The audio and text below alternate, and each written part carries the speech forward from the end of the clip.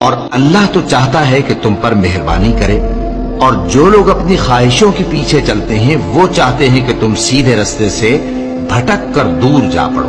اللہ چاہتا ہے کہ تم پر سے بوجھ ہلکا کرے، اور انسان طبعاً کمزور پیدا ہوا ہے۔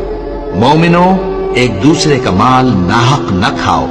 ہاں، اگر آپس کی رضامندی سے تجارت کا لین دین ہو اور اس سے مالی فائدہ حاصل ہو جائے تو وہ جائز ہے، اور اپنے آپ کو ہلاک نہ کرو، کچھ شک نہیں کہ اللہ تم پر مہربان ہے۔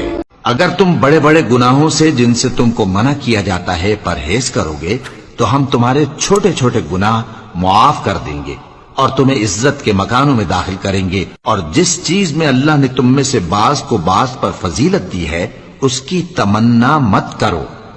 مردوں کو ان کاموں کا ثواب ہے جو انہوں نے کیے، اور عورتوں کو ان کاموں کا ثواب ہے جو انہوں نے کیے، اور اللہ سے اس کا فضل و کرم مانگتے رہو، کچھ شک نہیں کہ اللہ ہر چیز سے واقف ہے۔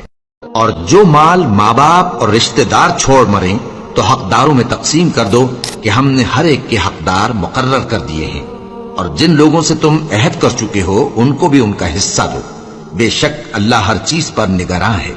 مرد عورتوں پر حاکم ہے، اس لیے کہ اللہ نے بعض کو بعض سے افضل بنایا ہے، اور اس لیے بھی کہ مرد اپنا مال خرچ کرتے ہیں۔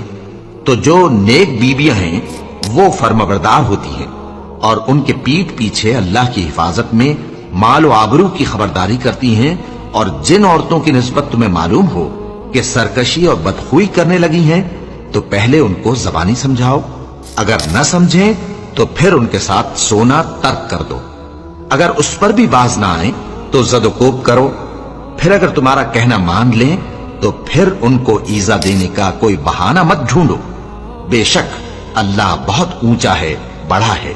اور اگر تم لوگوں کو معلوم ہو کہ میاں بیوی میں انبن ہے تو ایک منصف مرد کے خاندان میں سے اور ایک منصف عورت کے خاندان میں سے مقرر کرو، وہ اگر صلح کرا دینی چاہیں گے تو اللہ ان میں موافقت پیدا کر دے گا۔